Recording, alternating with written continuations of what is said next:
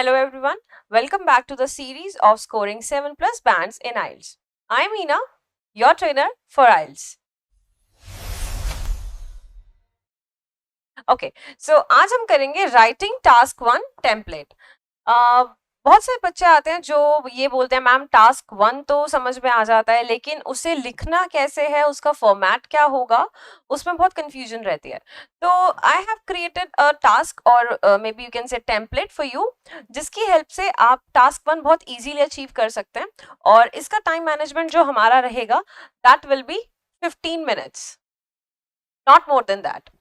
Because मैंने आपको जैसे लास्ट क्लास में भी बताया था, हम टाइम मैनेजमेंट को एक अलग सेशन में भी करेंगे, बट जैसे जैसे हम रिवाइज करते जाएंगे, चीज़ों को समझते जाएंगे, साथ ही साथ मैं आपको टाइम भी बताती जाऊंगी कि किस चीज़ में हमें कितना टाइम डिवोट करना है.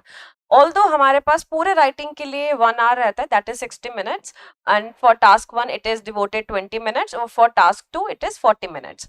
बट हम जो टास्क 1 आज प्रैक्टिस से शुरू करेंगे that will be only for 15 minutes. हमें 15 मिनट्स में कोशिश करनी है हम टास्क को पढ़ें, समझें, स्टार्ट करें और कंप्लीट भी करें.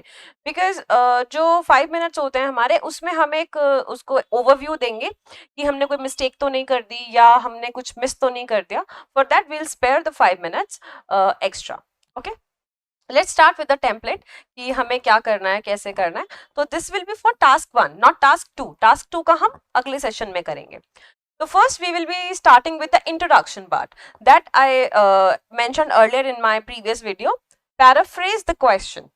तो जो क्वेश्चन होता है हमें सेम क्वेश्चन को ही रीफ्रेज करना होता है, पैराफ्रेज करना होता है. पैराफ्रेज का मतलब ये नहीं होता कि हमें सेम ही क्वेश्चन लिख देना है.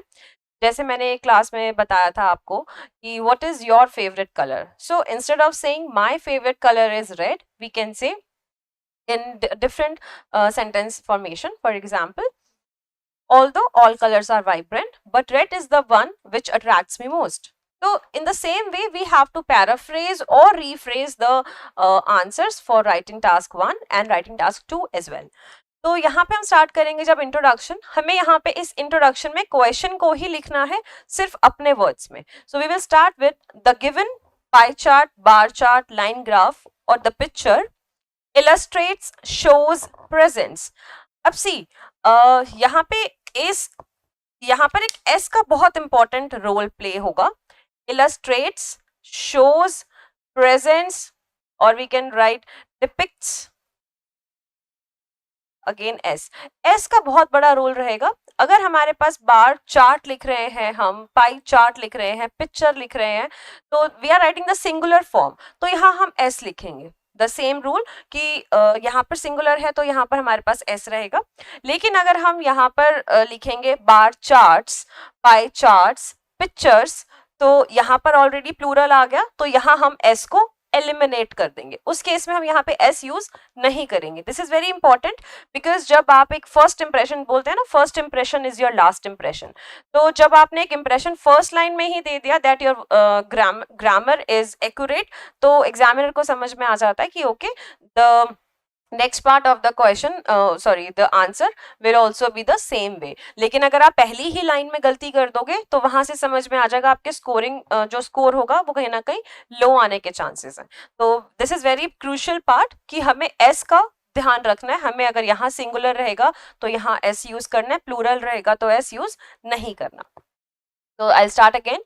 The given pie chart illustrates, और हमें इसमें से एक ही वर्ड यूज करना है. या तो हम इलस्ट्रेट यूज कर सकते हैं, शो, प्रेजेंट, डिपिक्ट, कुछ भी यूज कर सकते हैं. तो the given chart illustrates information about, और फिर जो भी आपका क्वेश्चन है वो हम यहाँ पर लिख देंगे. ठीक है, फिर हम स्टार्ट करेंगे पार्ट 2 से, that is the paragraph number 2, that will B overview. Overview सबसे इंपॉर्टेंट पार्ट रहता है क्योंकि जो हमारा सबसे ज्यादा जिस्ट रहेगा, सबसे ज्यादा डिटेलिंग रहेगी, वो इसी पार्ट में रहेगी. तो we will start with overall, comma, it is clear that. यहाँ पर हम जो भी हमारा मेन ट्रेंड रहेगा, मैंने यहाँ पे लिखा है आपके रेफरेंस के लिए, main trend will go here. Overall it is clear that, जो भी हमारा क्वेश्चन में मेन ट्रेंड हमें गिवन होगा वो हमें यहाँ पे लिखना है. Then we will additionally say the highest or the lowest.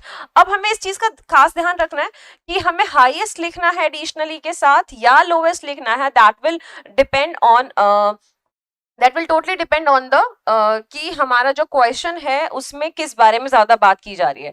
अगर जो ट्रेंड है वो हाईएस्ट वाले ट्रेंड्स ज्यादा हैं तो हम यहाँ पर वो मेंशन करेंगे, अगर लोएस्ट के ट्रेंड्स ज्यादा हैं तो हम यहाँ पे वो मेंशन करेंगे। ठीक है, नेक्स्ट फिर हमारा थर्ड पैराग्राफ आता है, in detail comma main feature. यहाँ पे हम लिखेंगे मेन फीचर, जो हमारा क्वेश्चन में मेन फीचर दिया होगा, अप ट्रेंड है, लो डिक्लाइनिंग ट्रेंड है, या हमारा स्टेबल या कांस्टेंट दिखाया गया है, वो हम यहाँ पर मेंशन करेंगे। Was the highest reaching approximately this much figure while this the comparison was the lowest at around this. तो अब यहाँ पे मैं आपको बताती हूँ कि लिखना कैसे है। जैसे हमने मेन फीचर और कंपैरिजन यहाँ के दो हाईलाइटिंग पॉइंट्स हैं हमारे, तो इन डिटेल में हमने पहले यहाँ मेन फीचर लिखना है जो सबसे पीक पे होगा। फॉर एग्जाम्पल हमारे पास एक बार ग्राफ था जिसकी शुगर इनटेक हमें बताई गई थी जो हाईएस्ट थी इन ब्रेकफास्ट। ठीक है, क्वेश्चन में तो हम यहाँ लिखेंगे इन डिटेल, यहाँ पे शुगर इनटेक बताएंगे, was the highest reaching approximately, अब सपोज वो थी हमारी 90 ग्राम्स। ठीक है, तो हम यहाँ लिख देंगे in detail the sugar intake was the highest reaching approximately 90 grams.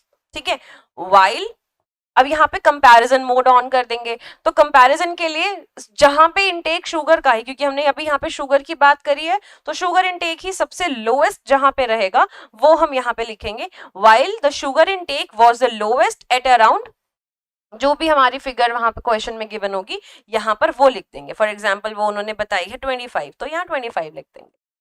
ठीक है, फिर हमारा फोर्थ आएगा, फर्दर मोर कॉमा यहाँ पे लिखेंगे हम जो भी रिमेनिंग डिटेल्स हैं। अब अगर मान लो हमें शुगर इनटेक, फिर स्नैक टाइमिंग में फिर सॉल्ट इनटेक दिखाया है या कार्ब्स इनटेक दिखाया है, तो that question will the remaining detail, यानी हमने अगर यहाँ पे शुगर और सॉल्ट की बात कर दी, हमारा कार्ब्स रह गया, तो हम यहाँ पे कार्ब्स की बात करेंगे। Furthermore the carb showed a significant increase या decrease।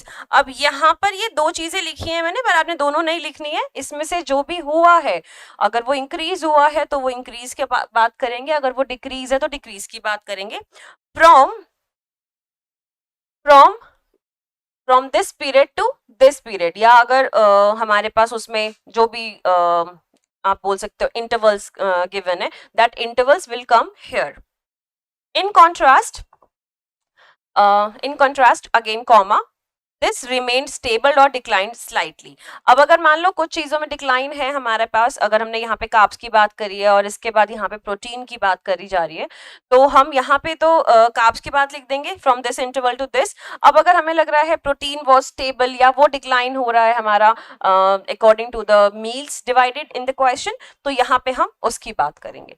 तो ओवरऑल यहाँ सबसे पहले हमने रिमेनिंग डिटेल्स, यानी यहाँ तक जो हम चीजें कवर कर चुके हैं यहाँ पर वो नहीं आएंगी, यहाँ पे उसके अलावा जो लास्ट में डिटेलिंग बची है प्लस उसका कंपैरिजन यहाँ पर आ जाएगा। इन कंट्रास्ट जो भी चीज उसके अलावा भी बची है या जो स्टेबल रही है, मैंने अपने लास्ट राइटिंग टास्क में भी बताया था कि जब हम इसको स्टार्ट करते हैं, लास्ट जो हमारा पैराग्राफ 4 होता है, that is for the parts where the question is being stable or having no change at all, तो वो चीजें हम पैराग्राफ 4 में लिखते हैं। जहाँ पे स्टेबिलिटी या कांस्टेंट चीजें हैं वो हम इसमें 3 में 2 में नहीं लिखेंगे, और 1 में तो खैर हम कुछ भी नहीं लिखते। ठीक है, तो 2 और 3 में हम इंक्रीज और डिक्रीज की बात करते हैं, और पैराग्राफ 4 में हम बात करते हैं उस चीज की जो स्टेबल रही है, कांस्टेंट रही है, और जिसमें कोई सिग्निफिकेंट चेंजेस नहीं है।